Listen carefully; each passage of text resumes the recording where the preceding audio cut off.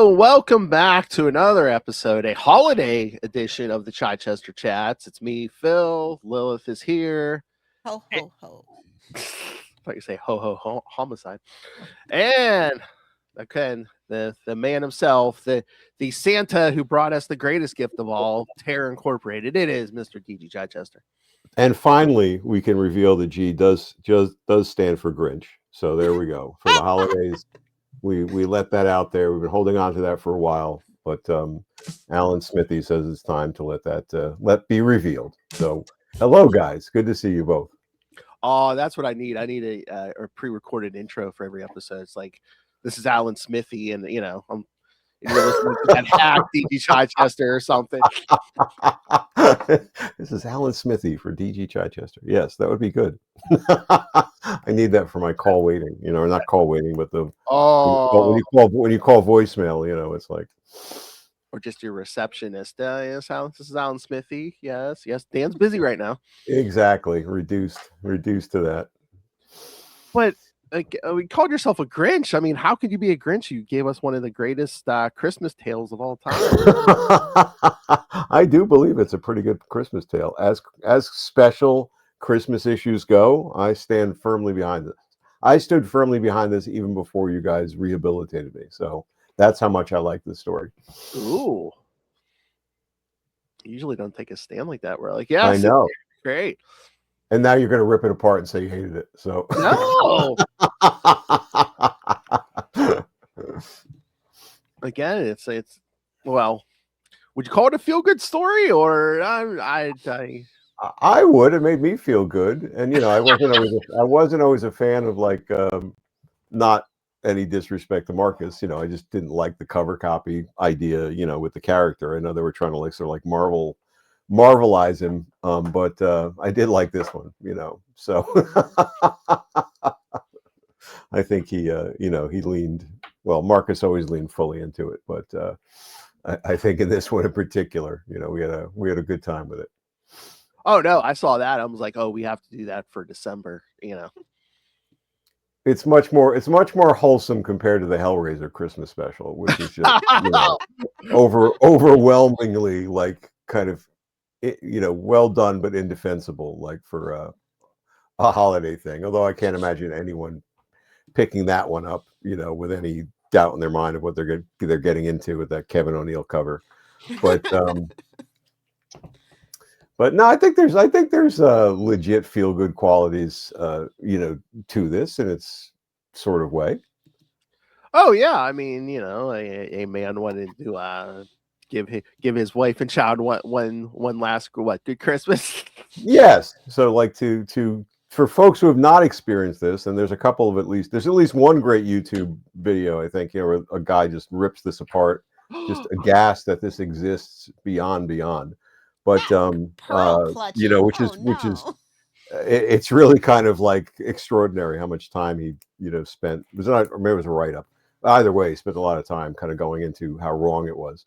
But Terror Incorporated, who is of course at least my beloved like mercenary who can take the body parts of other people and use them as they were used in real life, but also absorbs the emotional baggage that kind of comes with them, is hired by a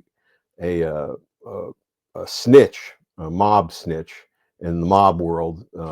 In Marvel is not the mafia, but the Maggia, because I guess they thought that was going to pull the wool over Mott Street's eyes or something. Yeah, I don't know. But this snitch knows he's never going to get out. He's going to be executed, in fact, soon. But he wants that one last experience for his wife and son. Then somehow he thinks that Terror can bring that by using his body parts in some way to kind of create things or create some kind of emotional or physical connection, which is pretty twisted in its own right. But in the guy's defense, he is on death row, so maybe he's not thinking clearly. And Terror being Terror, takes a contract and is going to see it through no matter what complications come up. And the mob finds out about this and doesn't want this to happen. The mob boss is ferociously insistent that the snitch, is not granted this sort of last bit of goodness, and so we bring all sorts of goodness, to life here, right? Salvation Army, like collection things filled with gasoline, and that the it seems typical scene where Tara loses his legs, slaughters a homeless person for some other legs, all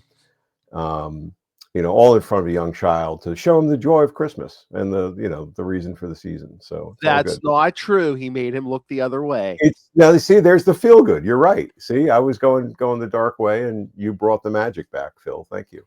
He said, don't look at the reindeer. Don't look at the reindeer. Exactly. Yeah, that brings me to like my favorite. Isn't that great? Shouldn't that be a Christmas card? I don't know why I haven't made that a Christmas card. Oh, yet. you Really. Please Just do for next year. Yeah. Just swap out the dialogue, and it's like, it's your personal like thing. Just take that, grab it, send it around to friends and family. That's just a joy of the season illustration. The patch Make on the Grinch's heart grow 3 times. It really does. It really does. Happy holidays. Make sure to spend time with loved ones. Exactly. There's no excuse. Hard at work on my next project. I told you not to bring that fruitcake again. It writes itself. There's just so many variations on it. It's a great shop. Yeah. I did have a question. Previously, I believe it was Jorge Zafino that was doing the art, and this one has Horatio Ottolini. Yeah. Was this like a fill-in artist? Like what happened there? Well, we loved Jorge. I loved Jorge. Everybody loved Jorge. I mean, maybe not the most commercial artist at that time, but hugely inspired choice by Marcus, and I think he brought so much to the book and to the character, and helped me kind of think about it in a different way, beyond its original creation or unleashing, in the Shadowline stuff. But a monthly book was hard for Jorge's schedule, and so I think that this was where, the book would only last until 13 issues. Yeah, because we get a couple other people after this. I think it's Richard Pace and I think on the next one. Yeah. Right, and then Richard Pace closes it out nicely. So I think there was a mutual agreement, like around this point, that Jorge wouldn't be able to continue the monthly schedule, which was no like kicking him off. It was all discussed. He was going to come back for, I think I might have mentioned when we talked about Terror some other time, there was like a 2-issue storyline I had done. Also sort of like, this is kind of like loosely based on the O. Henry story, The Gift of the Magi. If O. Henry was, tripping on crystal meth or, LSD or something. And that other one was sort of based on like the Monkey's Paw, and it was a different type of Terror Incorporated story, much moodier.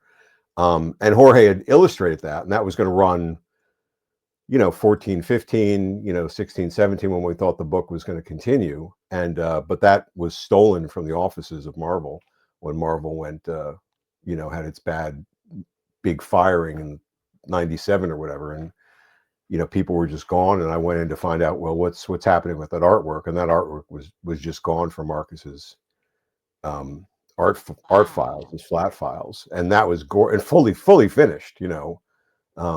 Jorge's like extraordinary black and white art, and either stolen or thrown out. I mean, I don't know. I asked his son years later, many years later, once he was an adult, did that stuff ever come back to your family? And he just said no, he wasn't aware of it at all. So, but yeah, I mean, that was the reason.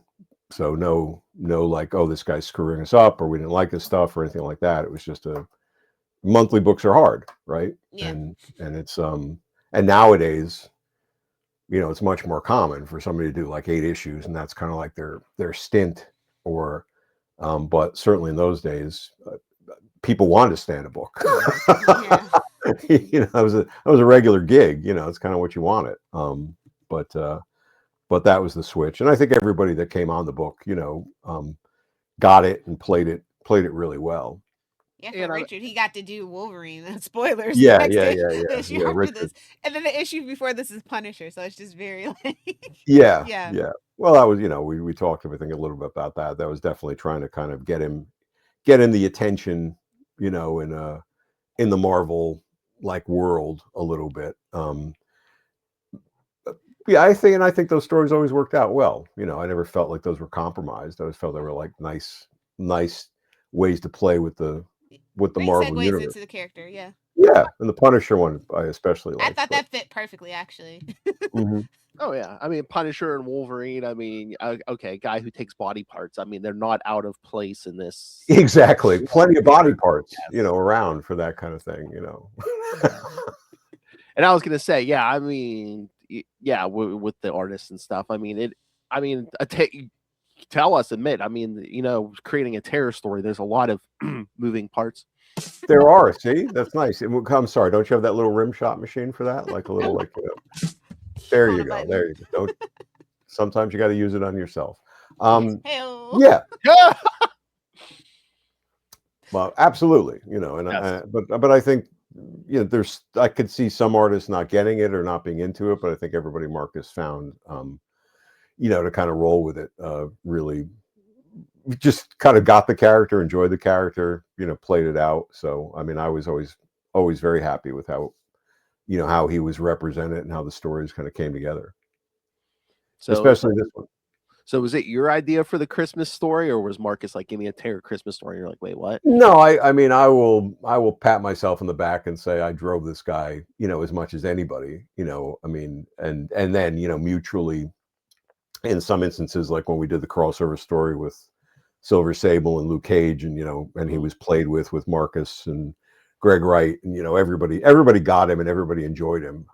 And so that was fun to kind of let other people play with him, if you will, and knowing that they got, you know, what he was all about. But no, I think this was also just the vibe of like, this guy's in the Marvel universe. I grew up on, I don't know if it was in vogue still then, but certainly when I grew up on comics, there was always the special Christmas issue. You know, it was like the special Batman Christmas issue, the special like Green Lantern Christmas issue. And, you know, so it felt very appropriate if we were trying to fit this guy into, quote unquote, the Marvel universe. Well, he has to have a Christmas issue. So we planned this out, you know, probably right from the minute the book was going to be launched. When's the book launching? You know, count forward. Where's our Christmas story going to land? You know, and I probably, you know, jumped into this, you know, early on, knowing we were timing it that way. So, I mean, I was pretty, you know, I recall being pretty on top of and ahead of things with Terror, because he was so much fun to write, and he was, you know, equivalently easy, you know, in that way, of being able to bring the stories forward until we got to the end, and then it was a bit like bittersweet because we thought we had more of a runway. We've been told like the book's not doing that great. You've got, I don't know, I think we had at least till 17, but I think we had like maybe through 20, and then they just pulled the plug kind of arbitrarily as I was starting to write 13. And so I had to wrap up 13 with that little coda at the end, not intending that was the last story, but then I quickly did that little redress so it had a little bit of a bow on it, sort of. Oh, these days 13's a good run. Yeah, well, you know, I guess. Well, it seems like what the majority of people get, you know, majority get maybe 10. Well, do they get? I guess they get it. I guess some people just don't want to shoulder it. You know, like people. I don't know if Marvel wants to switch writers sometimes, or if writers want to move on. You know, because like, you know, I think most people have like their own creator-owned stuff too while they're doing work for like Marvel or DC. I think a lot of artists certainly want to move on. I mean, I asked Netho Diaz about that, you know, because, you know, what is up with this? And he's like, no, it's a lot of work to do a comic, which it is. There's no doubt about it. And I think today's comics, for the most part, especially the mainstream ones, do pack a lot more onto the page, right? That's the kind of demand. Like some aspects of this look like a coloring book, not quite, compared to some of today's modern comics, right? There's so much detail. There's really too much detail in some ways. So that's something somebody's really slaving over. So for I get 90s that. wages. On 90s wages, exactly right. You tell somebody it's like, oh, I got an artist's going rate, is $100 a page. Somebody might say, oh, that's not bad. Yeah, it is. Like kind of like that's like that's well, all. yeah, I think a lot of people don't understand like the love and care that goes into just it's just comics. No, it's actual literal art, guys. It's literal art, and that's a lot of hours, to put into it. If you got, say that's at least a day's work probably, right? So that's not that much, right? $10 an hour, Yeah. Maybe 12, right? That's not that great a rate for what people put into the artwork. Writers, we just have to write, page 1 to 15 they fight, and then just, voucher for that. But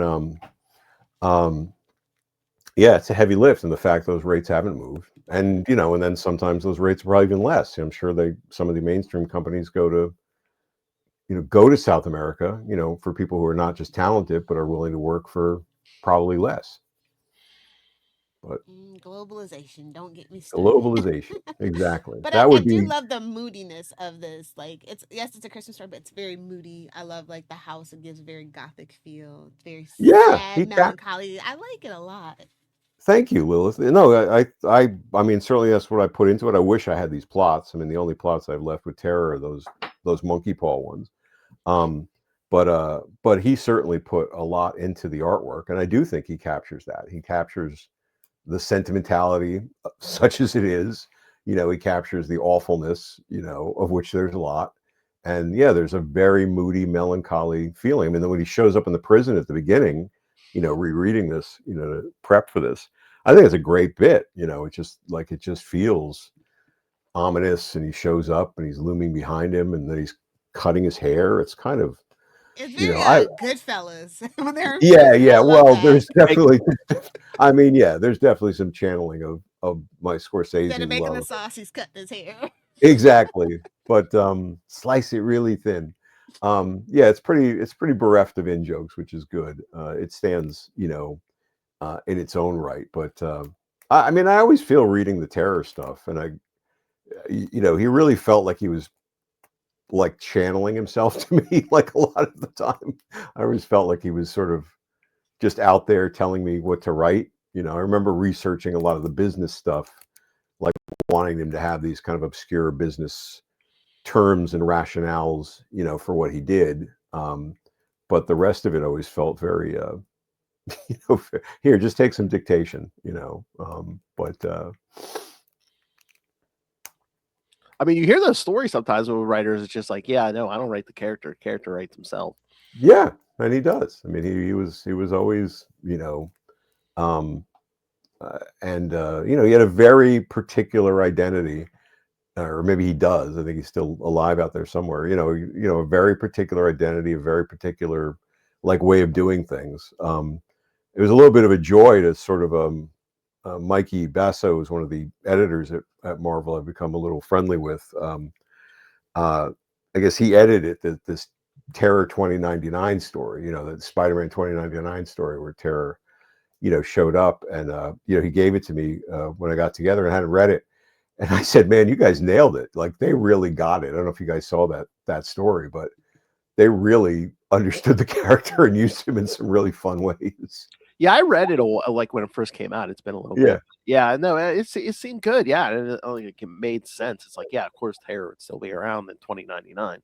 Right, but they got the little bits, and they resurrected, his boneyard, who was his body part collector, as kind of like a hologram, and they had him, they had his speech patterns right. They sort of had the aesthetic of him looking, upper crusty, when he when he could be always crusty. But the reason he dressed the way he dressed, was sort of a purposely like a counterbalance in my mind to the fact he was this rotting corpse. Which is one of the things I didn't like about the aesthetic, and no dinging on it because I haven't read it. But like the aesthetic of the David Lapham one that was done as like a special Max series or something was, they put him in like some kind of mercenary gear or something like that, and it was just like you don't get it. Like at least you don't get what I was trying to do. Obviously when somebody takes on the character, you kind of have to let it go a little bit. But but in this way, it was I guess maybe if the one thing I would have done maybe differently, looking back at it and thinking about that now, is maybe the Santa suit should have been a little bit more upscale. Like, it's a pretty shitty Santa suit, and maybe he would have wanted the top of the line. My headcanon was like he literally just stole it from whatever Salvation Army Absolutely, guy exactly. Whatever Salvation Army guy got, was manning that thing 10 minutes ago. Who's now dead. It's in an alley next to the homeless guy he was going to chop up 5 pages later. Yeah. Catches some Salvation Army Santa, dip it into the pot, like, oh no, you'll do. Exactly. Yeah, a little bit like there. It's a lot of unspoken stuff. It's I mean, definitely not for some people's taste, but I do sort of feel it's like kind of ahead of its time. Not this particular story necessarily, but the character was, he's not an anti-hero. He's not at all. He's just what he is. Which sometimes is kind of doing nominally good things, but really just ultimately, ruthless and sort of this force of nature, which didn't fit the rest of the anti-hero vibe. I mean, he did keep 70% after all. And he did keep 70%. Yeah. Like sort of at the end, like, I was rereading it and I knew where it was going to go. And thinking, oh, the maudlin thing would have been just, he took $1, and left the rest. But no, he took 70%,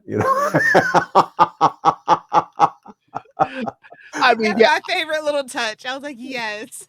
Well, I do like through the story he's explaining to his associate, yeah, no, this is, we can put this under this and this, it's good for business. And then, then at the end, it's just like, yeah, it leaves us some money for like, for the Milk and family cookies. and then milk and cookies. And it's like, and the one, right, for the cookie. 70%, Right. Yeah. Yeah. So it all adds up. And, that's what I reading it again, I like the balance of it in that sense. Like we sort of established the emotional aspect of the body snatching, and the worst version of it would have been to kind of over index on that, right? I think to kind of dive in more on his internal monologue of like, oh, I'm feeling his feelings and I'm wrestling with this, and but you can sort of, I think, rationalize that or thread that through the story that's definitely affecting him, right? There's in latter years, and it's good I didn't think of it then, because I probably would have over-indexed on it. But there's a real sort of ship of Theseus quality to this character, right? The famous story of the ship of Theseus, which has been, had been rebuilt over time, and then the philosophical question of, is it still the ship of Theseus, or like, is it something else? So if terror has been continuously rebuilt over time, except for that hand in the steel encasing, being the one exception, what is he? Which is kind of an interesting character conundrum. And I love that you taught the kids what a Baylor was. That was pretty cool. Exactly. See, there's lessons in it. This is good. It works with business economics. It plays on many levels. It's a lot of big words in here. So look both ways before you cross the street. Because I can't remember in the last Christmas story I read where it was like, run the kid down. That spoke to me on a very deeply personal level. I was like, finally, relatable holiday content for me. Damn kids, get off my lawn. It's true. You don't see that in many Hallmark specials, that are on Netflix right now. But Maybe in the unedited versions, but I mean, I think you were true to the character. It's like, okay, oh yeah, anybody who wanted a touchy-feely Christmas story, you kind of go at that. But again, Terror was true to his character, though. Still, no, well, that's it. I mean, what else are you going to do? I mean, it wasn't going to suddenly, like I said, it wasn't suddenly he became an anti-hero. He was It's not hired to like do this job. Spider-Man, who every single Christmas story the thief gets away. Yeah, or turns out to be a good guy in something like this. I mean, if the mob had hired Terror 10 minutes before the guy in the prison, I want to make sure, like, he never has another happy day, for the day and a half he has left. Then guess what? He would have been he would have been going a different way probably. But that wouldn't have been an interesting story, and it wouldn't allow me to play off like the whole, little, like I said, gift of the Magi, riff, as it were. And it's not even really a gift of the Magi because it's not totally ironic at the end. gift of the Maggia. Exactly. Yeah. The yes. No, I mean, if I wasn't reading Terror and I saw this on the stand or the spinner rack at the time, I would have been like, I have to see how Terror has a Christmas story. And and like you said, I internally it works. It works for what it is. It works. And he gets. There's nice double crosses. The more evil people ostensibly are and Terror I don't think is evil. Terror is just terror.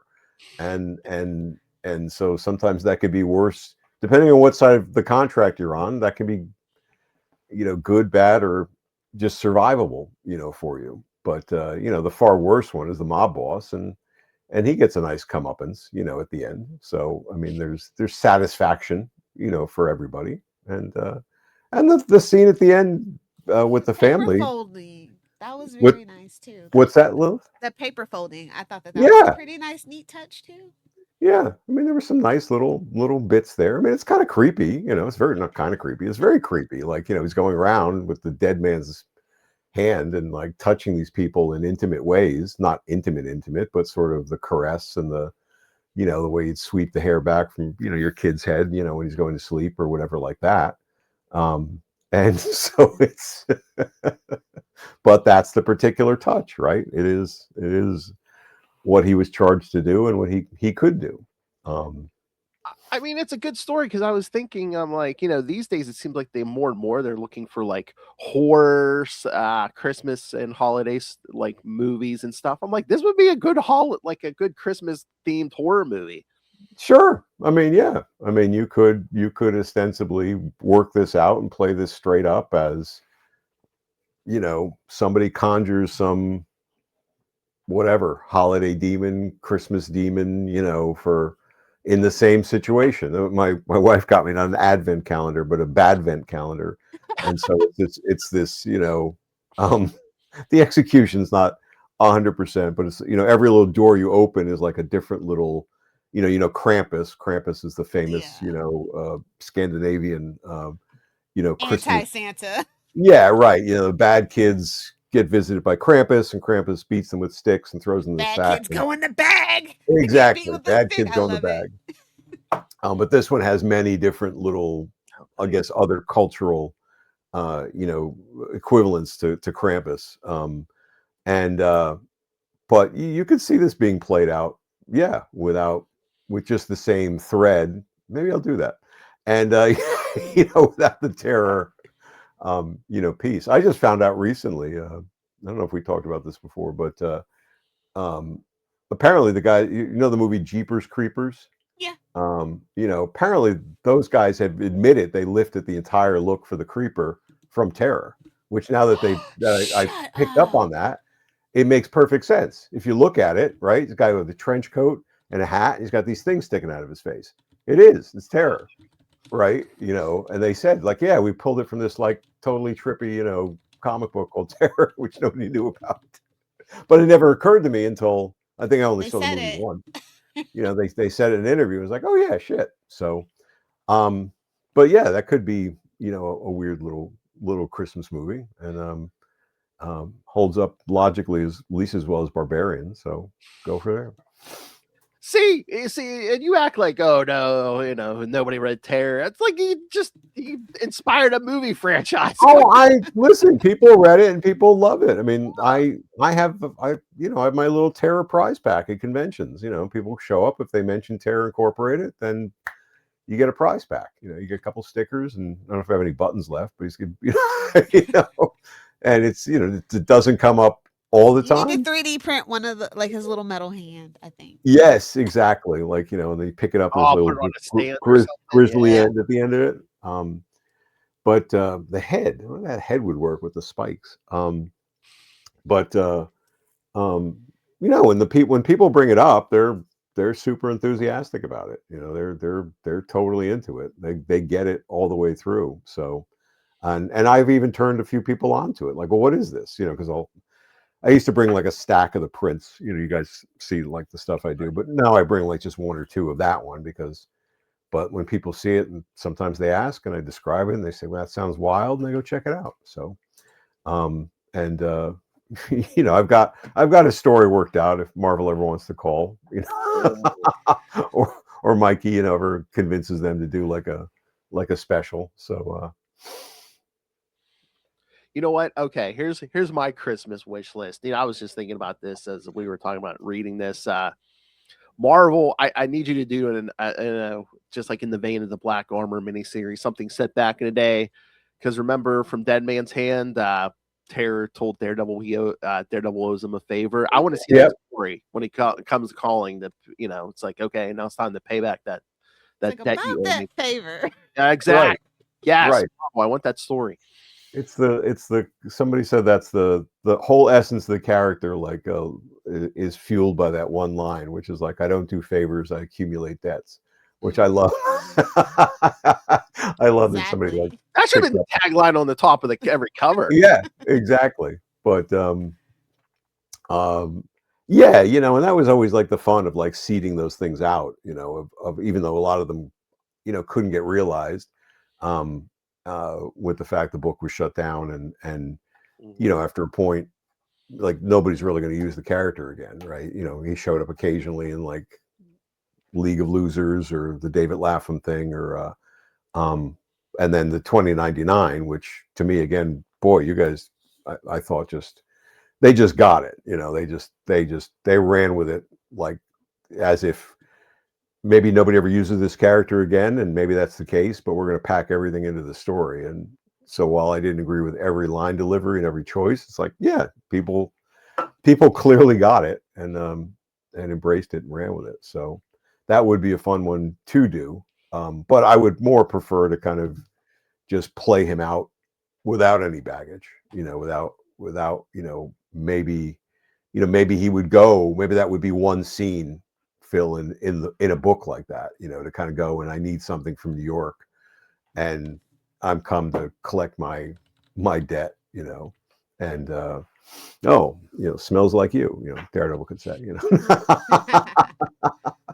you smell different, different parts, Or I mean, it doesn't even just have to be Daredevil. I mean, if he's coming to New York, just have him tour the Marvel universe, and each issue is like a different character or somebody. Yeah. Although I always have him famously avoid New York, for that reason, because I think he says that in one issue or another. Too many freaks, Yeah. Well, I found this post from 2017. Yeah. Oh yeah. Yeah, but exactly. No, there's an interview with these guys, and they said Todd Sladge was on to them before they admitted it. Yeah. No, I mean there's an interview with the filmmakers, and they said, spot on. We lifted the look, from there, and which whatever, more power to them. I mean that's not my to sue over. That's Marvel to protect their property or not, as the case may be. So. I mean, the characters were popular. You think do you know what this background is behind us? That's the back of the trading card. Yeah, it's a great trading card. It's fun. I actually 93 Marvel trading card. Yeah, I know. Yeah, do I have it? I think I have. Yeah, I think one of the few ones I have. That series. Did you sign it? Yeah, I signed it for myself. Yes, I signed it for myself. And then you slab it. Yeah, You never know. exactly. To Alan, keep working. Exactly. You'll get there eventually. But you know, you got to give credit to the guys who did the cards too, because they did their research, right? You know, did you know Terra's left hand, which is encased in a mysterious metal, is actually his last? Yep. Is actually his last moments of the only woman he ever loved, which is kind of like, okay, so somebody, you know, paid attention. So that's nice. Oh yeah, they give you first appearances and power levels. Yeah. Yeah, power levels. Can he lift? I was the old Marvel Universe. Can he lift a Buick or something like that? lift Now press a that's a Buick. boat. Yeah, exactly. But that was fun in the 2099 one. They went whole hog on like him just like grabbing a bunch of like superhero parts and stuff, which I never really played with much, but they went like all in on like Asgardian hearts and that kind of stuff. So probably too much for one issue, but they figured again, probably we got one shot. Let's run with it.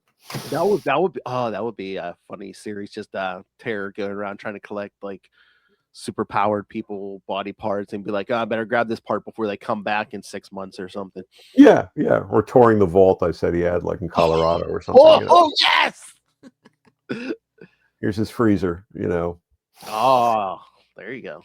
That's like Santa's you know, toy shop. You know, we could have done that here, but no, we just jumped right into the story. All the villains, you know, the old you know, the villains like, oh, you're locked in here with us, and Tara's like, no, you're locked in here with me. Right.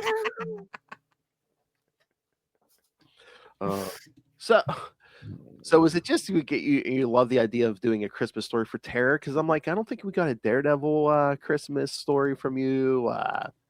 No, you know, no, I never felt the need there. I think it was what I said before, which I'm rationalizing now because I don't remember 100%, but I just think it was that idea of, you know, we've now integrated this character into the Marvel universe, and the most unlikely thing would be for a character like this to have one of those traditional Christmas issues, you know, which were so in vogue in the 70s and 80s and whatever. You know, there wasn't a season that went by that at least one or two major characters didn't have the Christmas issue, much like no TV series would not have the Christmas episode. You know, that was just the thing. There'd always be the Roseanne Christmas episode, or you know, or something. And right, so it just felt like it was, you know, a poke in the ribs or somebody's ribs, you know, to go with that unlikely association, and then you know, making it actually a story that holds up and works. You know, like I said, the one guy who was ranting in the article or the YouTube video or whatever, you know, about how much he hated it and how depraved it was and how et cetera, et cetera. You know, it is tonally consistent with the character in the book. I mean, it's not like it's not played for quote unquote laughs any more than Terror has ever played for laughs. But some people just never would get the character. I mean, Peter Sanderson, you know, famous comic historian, hates the character, hates him beyond. He just, you know, and I have a lot of respect for, you know, for Peter's, you know, knowledge of comics history, but he went off on it in one like post one time about how awful it was, and I just told him that, you know, chill out. You know, him not liking it is perfectly appropriate, but to say it's a terrible character in a terrible book, you know, is another thing. You know, it's not his cup of tea. But you know, so there's a lot of people who, you know, like it, and we got some great write-ups when it first came out, and but I'm the first to admit he's also not, you know, he doesn't fit, you know, in a lot of ways. Maybe more so now. I don't know. I mean, if a Christmas horror story isn't your cup of tea, I get it. But I mean, it's a good story. I mean, if you love Terror, it's a good story. That's right. And like you said, I mean, if you took Terror out of it, you know, if this was again I'm going to say a holiday demon or a genie of some kind, you know, some evil wish fulfillment thing, or twisted wish fulfillment, I should say, not evil. Right, you could play this out. You know, you could play the story out, and I think it still holds up, and it holds up better than, you know, I've gone off on horror comics before, and I'm sure will again. You know, where it's like, you know, the best minds in comics doing the most modern takes on terror. Terror meaning horror, not Terror Incorporated. And you know, you get 64 pages of just grisly business. You know, like, look, we cut this guy open from head to, you know, crotch, and you know, we put did Christmas this. lights in there. Yeah, exactly. Look, but you know, and there's nothing there. It you know, whereas I think there's a little bit of there here in terms of, you know, snark and gruesomeness and uh sentimentality, melancholy. Well, we lost You a know, lot of the great like horror people through a lot of the genres now, and so a lot of it is just that now, unfortunately, and that's what they probably draw from a lot of the time. yeah, maybe. But I'm I like, mean, Stephen King's still here, babes. He's still well, here. Stephen King, you know, and his, you know, like his son does great work. I mean, you know, Shout I out to think, Joe Hill. yeah. I mean, if you ever read some of his stuff, Lilith, I think his stuff is, Oh you yeah, know, absolutely. His comic book's really good too. you know, he's definitely like channeled his father's influence, but I think it's his own thing. And And his own, yeah. I've got King Sorrow on my to read list, but I like the, you know, his other books a lot. And maybe, you know, I don't know what, but a lot of the comics I read that are horror oriented are, you know, don't deliver for me. Some do, but you know, a lot just feel A like, lot of people look, miss that psychological element to it too, and they just kind of want to go for the grisly, like shock and well, awe. right, they just go right for the grizzly. Look, I sliced open an eyeball with a razor blade. Well, enchanté to you. You know, it's sort of like, it's just, um, you know, and look, we can dwell over it because it's a panel and we can look at it forever. And you know, sometimes that works, but you know, sometimes it's All I know is I miss my Hellraiser comics. I'm just yeah, you know, Hellraiser for the most part did it right. You know, a third of them probably were shouldn't have been dogs. reading it at the age I was, but I read it. Yeah, but yeah, we nailed it for the most part, and you know, I have you know, tangible, verified. We did right by the world from the man himself, so I feel pretty good about that. So. No spoilers, but I'm pretty sure, yes, the Hellraiser Christmas is going to be our episode next year. So Yeah, well, that one's, like I said, well done in some ways, but there's no defending probably most of those stories in terms of, like, you know, I don't think there's none of them, I don't think there's any sentimentality in those, and I can't Again, be responsible. relatable holiday content for Yeah, me. yeah. I mean, those were, you know, I think, what did I do? I wrote the framing elements for those because those were pulled from, you know, leftover inventory from the Hellraiser comic, and so, you know, they were just a way to kind of get the stories out, and then I wrote like some, you know, ridiculous framing element around it, which was probably drawn from A Christmas Carol or something like that to try to pull them together in a bad Crypt Keeper kind of way. I don't know. The story makes me want more, either comics or Disney Plus. We need animated like terror, like maybe like holiday specials. Oh yes, yes. Like we could do Halloween instead of Thanksgiving. How about a terror Black Friday special? You know, and that would tie into the business aspect. You know, Yes, yes. Can you imagine he's standing in the middle of this? He's hiding in this store. The crowds are running rampant. He's just like, man, and they say my bookkeeping is evil. What if he's hired by like a failing like department store, like, you know, the last Sears on Earth, you know, or something like that, you know, and he's hired to kind of drum up business for Black Friday. That would be like amazing, you know. Or just That like would sneak in and like take out the head of like an Amazon type company or something. yeah, yeah, and just like, you know, right.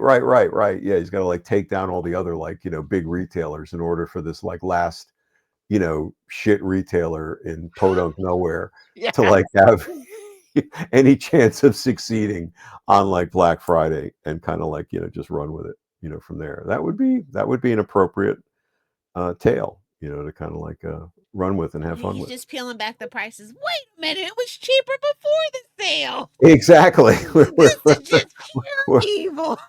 You know, we're slashing prices, and that's not all. There's the cover copy, you know, like right There you go. So, or that, or there's some kind of joke in there about stuff costing an arm and a leg.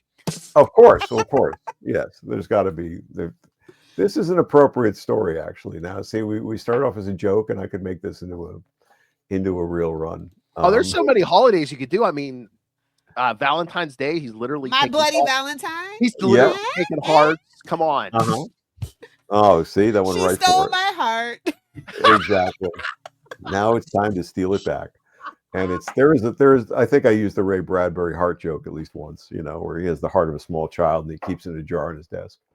So because that was too good not to use. But yes, I think the retail story would would definitely fit well for a Black Friday moment. And he'd be kind of slumming it at that point. Nothing's come in on the big assassination squad or the big true terrorism hires. So but Alexis tells him he's got to balance the books, and he's forced to take this relative shit job, but takes it just as seriously.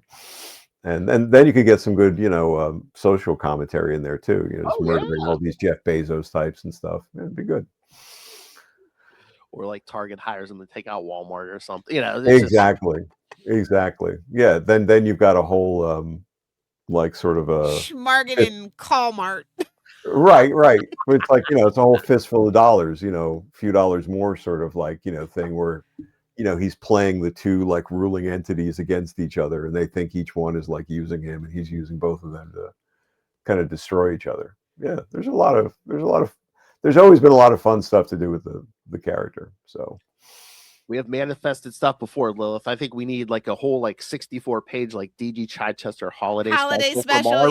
Yeah, you get that terror story from Black Friday. Maybe we finally get that Daredevil Christmas story from him, and then we can get that monkey's paw. We'll no. To get it in there. And then Nick Fury and Shield have to go in because Hydra is trying to blow up Santa's workshop or something. Wow, this is like a multi-tiered like thing. There's a little bit of everything. The Chichester verse. Come on, yes, right.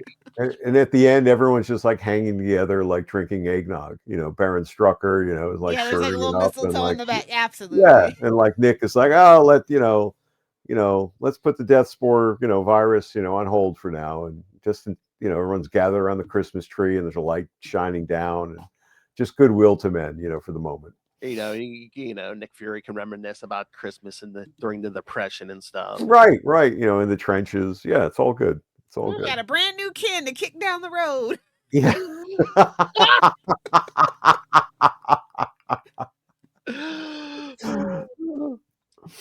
Oh, there's the secret. There, it's like, and then Santa's like, "Oh, here, Nick, here's some more Infinity formula." Right.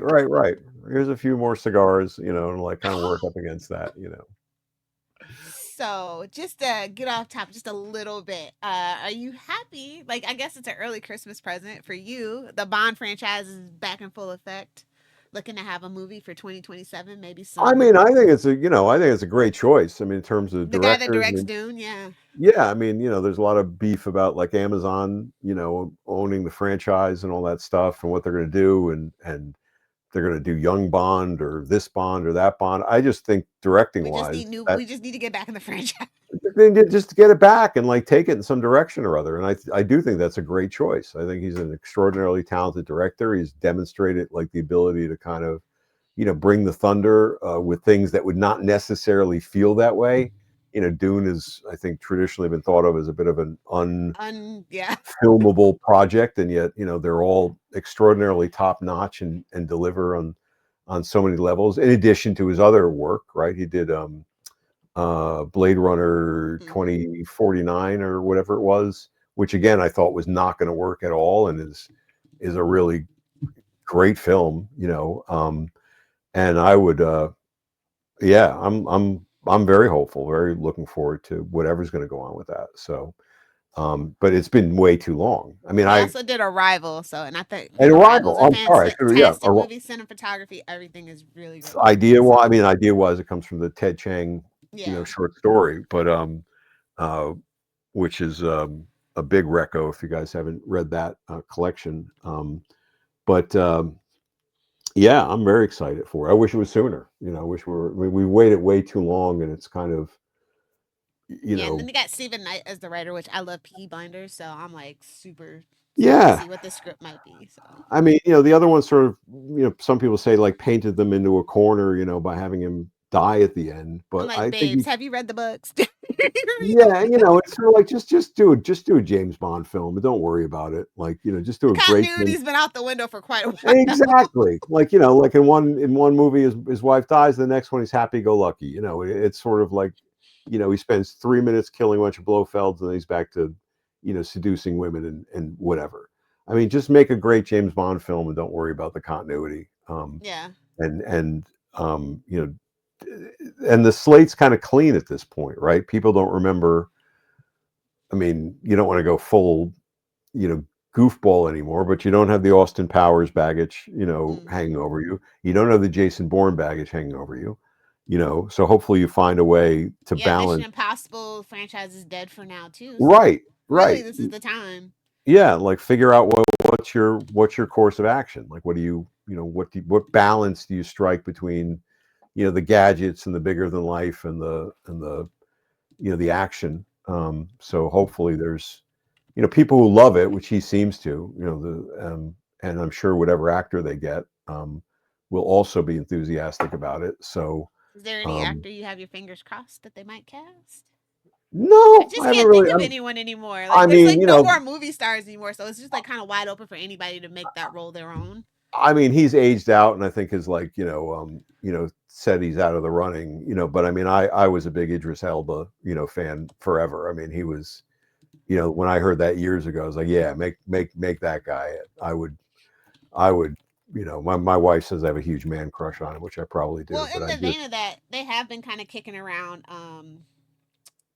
who is it? Aaron Pierre. He's also British, but he's black too. And like, I think they. Oh, yeah? I'm not, I'd have to look him up. He's not springing to mind. He's the guy that they want to play, Green Lantern too. John Stewart's Green Lantern. Eventually. Is he in the one that's on HBO? No. No. He's not. The Lanterns is the one that's coming out. Supposedly this summer, but I mean they've been teasing. Yeah, but is he in that one? Yeah, that's the one. Yeah, he. I don't know his but work. He is British, so. Okay. They have been kicking that name around in place of Idris Elba. Well, so. Yeah, he was my big thing. I would also go for. I mean, if it's Amazon and they're going to try to franchise the shit out of this, and let him at this point. I would be a big booster of an old man Bond one and bring Pierce Brosnan back and put him like in a separate thing, like. Yeah. Well, yeah, they do have a bunch of spinoffs planned. They said they want like a couple of female spinoffs and stuff like that. So it's wide open, and I think they might bring back the comic books too. So. Okay. I mean, I think you should. I don't know. I'm open for anything. I just want the franchise back in action. I think it's the perfect time. It's like such a vacuum. But I always thought Brosnan was like perfectly cast, but not in the best of the movies. The goofier movies, unfortunately. Yeah, they went very goofy, and I mean, it was great they were finally able to get him after the whole Remington Steele thing. But I never thought. I mean, I know a lot of people like GoldenEye, and that's probably the best of his bunch. But I know it's the best video game. Shout out to Nintendo 64. There's a new video game coming out too. First Light or something like that. I want to say it's called. But I think I just saw like a trailer on like the Video Game Awards or something. It's First Light. So check that out. Here we go. But yeah, I'm digging it. I'm excited, for anything that kind of plays that out like a little bit more, and brings people, excited about the character because nobody knows it at this point. That's the thing, right? They let it. Yeah, we've been on a hiatus. Yeah, there's no buzz around it.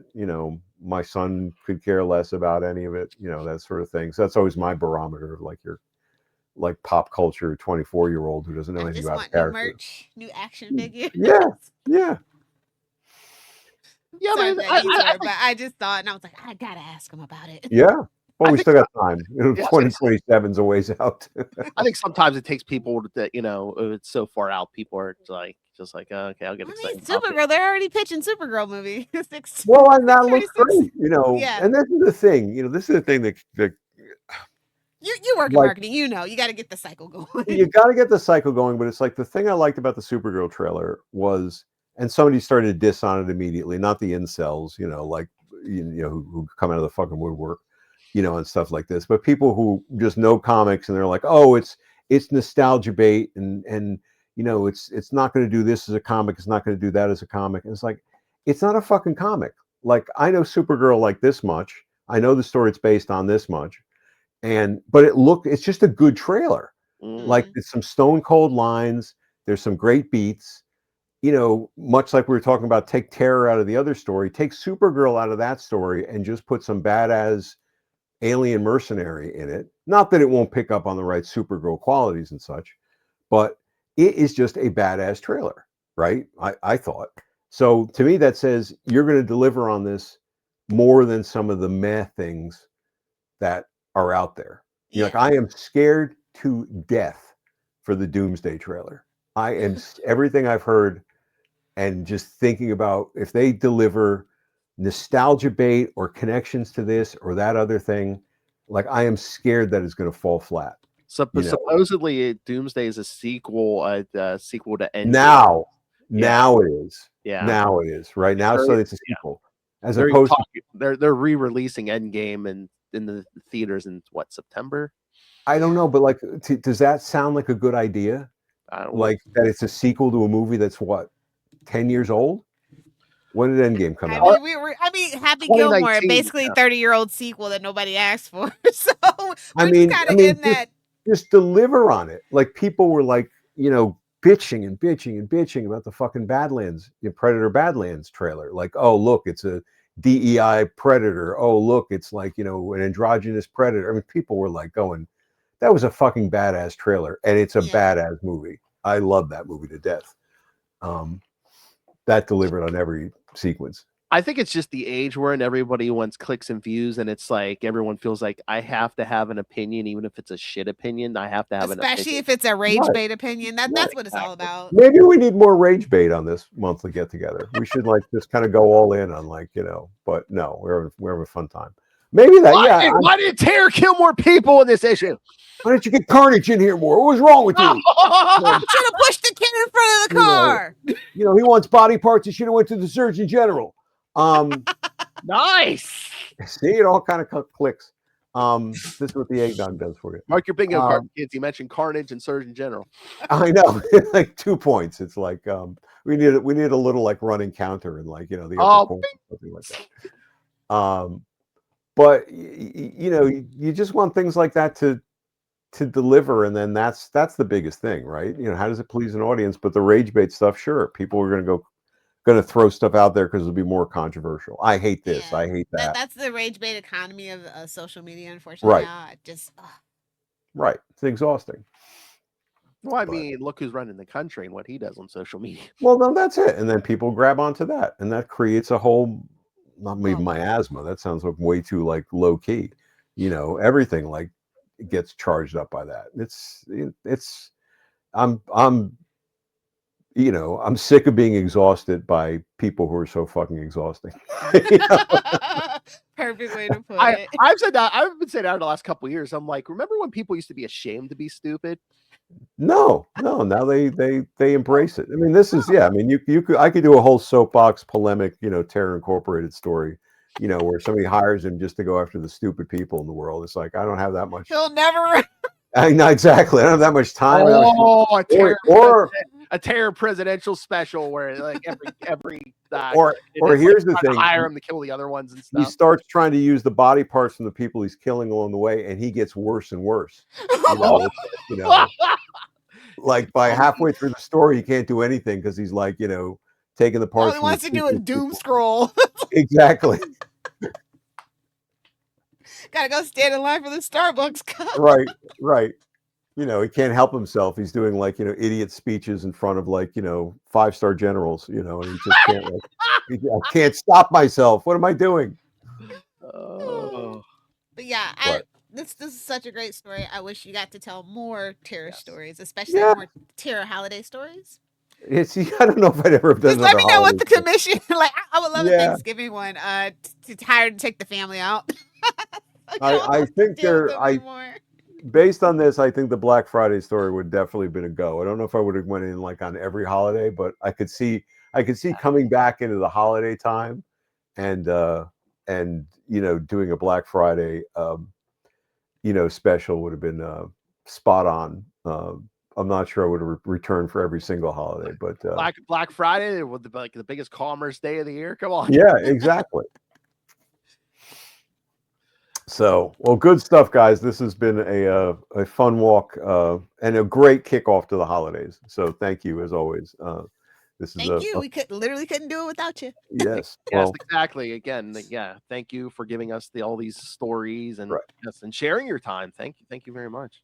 and guys listening, if you're, this is a perfect stocking stuffer. No doubt you can find this, like, Terra Oh, Incorporated. Get a copy. It is on the app. I thought I saw, right? Oh, is it? Marvel? Really? Terra Incorporated It's on the not? app? now? No, the It's Terra not. series is not on the Marvel app. No, I thought that's what the wiki I think said. that would be the thing that would burn its algorithm out. But I'm sure you can find copies, Oh, yeah.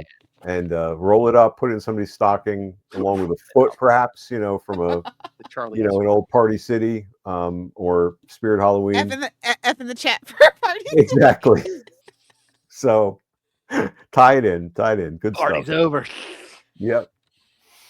All right. So yes, thank you again. Next, for January, I figure for episode 52, Lilith, this will be good.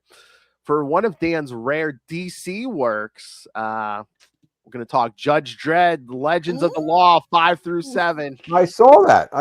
That's fun. We'll Yeah. jump over there. We'll have some fun with Judge Dredd was a fun one to do, and we'll talk about how I screwed it up, but that'll be good.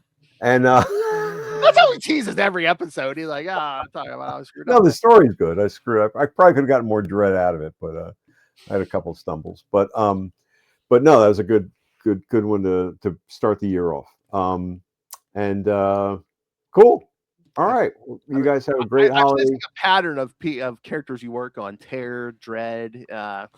Yes, yeah. There should have been like a duo called Pain and Suffering. I could have worked on them, and I'm sure there is a right PAYNE, and like like named like that.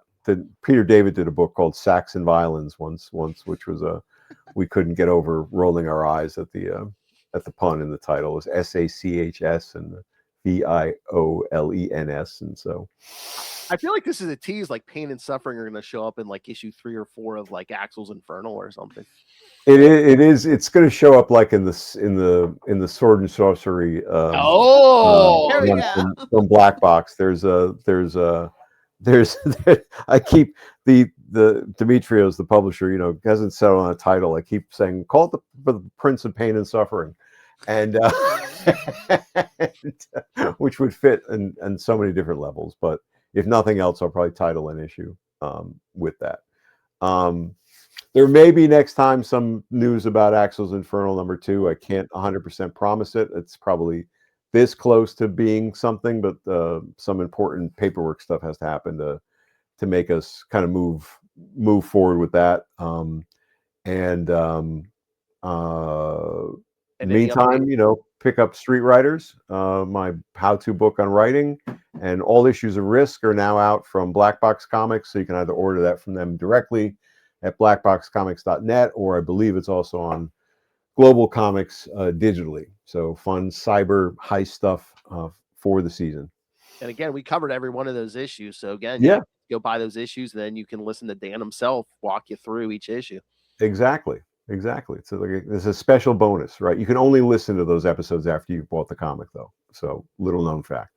Not really, but I mean, again, do you want spoiled? I mean, do you listen to the commentary track before you watch the movie? No. Some people do. I've yet to listen. Speaking of the holidays, because we always watch during the holidays. I bought the extended editions of the Lord of the Rings, many years ago when they first came out, and I've yet to listen to any of those commentaries, and they look amazing. Like there's like hours and hours and hours of stuff on the special effects and behind the scenes, and every year I tell myself, we got to watch those things, and have yet to do it. So before the DVD degrades, I'll have to check it out. And I know we're at a weird time of the year, but any confirmed appearances by yourself in the new? Yes, I mean I think they're confirmed. I think I've got GalaxyCon changed their talent stuff, so I think I'm back on the list. So right now, I believe this isn't in order, but it's Raleigh, Richmond, New Orleans, Nashville, and Oklahoma City. So there'll be 5 GalaxyCons next year, and I think that probably will be enough. A couple of them are like within a week or so.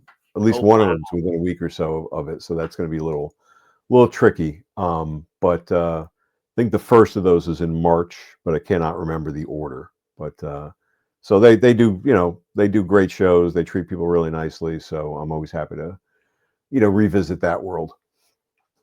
So we look forward to it. Yeah. And a couple of those are first times. Like I've never been to Nashville or New Orleans or Raleigh, I think, is their biggest show. So I have not been to Raleigh, but I have been to Oklahoma City, so and Richmond. Nice. All right. All right. So you guys have a great holiday. I hope it's Too. fun and you get lots of cool stuff and give lots of cool stuff and enjoy your time with the people who are important in your life. And stay away from weird looking Santas that you pass on the street. So just to be on the safe side. Yes. Thank you, sir. Thank you for all that, the year and everything you've appearing here, everything you've given us. Oh, my pleasure. You guys are great. All right. I'm gonna go show my gremlin sweater off to other people. So all right. Thank you. See you later. See ya. Bye. Bye. All right. Now let's get our commerce out of the way. Happy Terror Days. Oh, seriously, Black Friday special. Come on, Dave. We need it. You need to do that somewhere. We might have to go half and half on a commission, Phil. Oh yeah. Yes. All right. So, but I won't tell Dick. Nobody tell Dick. That's all right. Remember, CapesandLunatics protocol. Blame it on Lilith. Blame it on Lilith. Yep. All right. So yes, if you want to give us a happy holiday, yes. I thought you were gonna say happy. Whoa! Jeez, Lilith. Sorry. Well, again, send us your thoughts, and for Dan, for any of the other episodes we do. If you have a request for something, although I'm pretty sure we're going to talk a Daredevil story in March. There's one we haven't done yet. I've been waiting to pull the trigger on. All right, CapesandLunatics@gmail.com or call the voicemail 614-382-2737. That's 614-38-CAPES. And remember, you can find us on pretty much all social media, including TikTok, which is always kind to us. And again, Dan was talking about stocking stuffers. Another great stocking stuffer, Capes and Lunatics merch, which you can get at TeePublic and Spring. Or again, if you don't need a gift and just want to give us a gift, Lilith Hellfire demands that you rain random money on us through the Cash App link. Again, ask Terror. The best Christmas gift. Splash some cash for the holiday season. We need the money. Gimme. And of course, the Patreon. Again, if you want the greatest gift of all, yes, get exclusive, uncensored content from us. Again, Lilith, Justin, and I talked the big three. Or no, what's wrong with Marvel and DC? We're the big three. No, we talked what's wrong with Marvel and DC in November. This month, Justin and I are going to talk some of his concert going experiences and favorite music. Here he was telling me yesterday he is putting together like a playlist or something as I requested. So, ooh, fancy! And you may get a bonus as a Patreon member, the full Justin drunken unboxing video if he gets it to me. He's still recovering. I don't know if he's not. I don't know if he did it yet. He might. Okay. Yeah. No, I was thinking maybe just waiting and maybe just doing one big super cut, just like his drunken unboxing video. Maybe if Lilith does a loot haul video or something. I only have one thing to share, but it's pretty cool. Oh, really? Yeah. Oh, because no one got you shirts or anything for Christmas, Lilith. I guess I could show them off. I was just gonna show them off as the time passed. Like another gift from Phil. Hey, Will Allred, look at this Green Lantern shirt. Oh, I definitely remind me the next time we have Will. I have to be on camera and wear that shirt. Yeah. You want to see an eye roll? I have All to right. put up the old blue screen for that one. Oh yes. All right, got a parallax behind you. All right, so yes, give yourself a gift and us. Subscribe to the Patreon. Go to patreon.com/CapesandLunatics.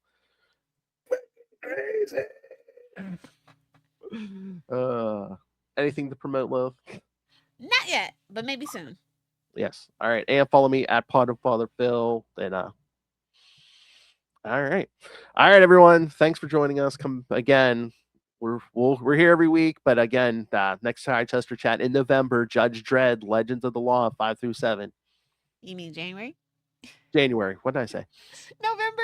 Oh, whatever. Time's a construct, Lilith. It is. I agree. It's not All real, right. just like birds. So join us in January. All right.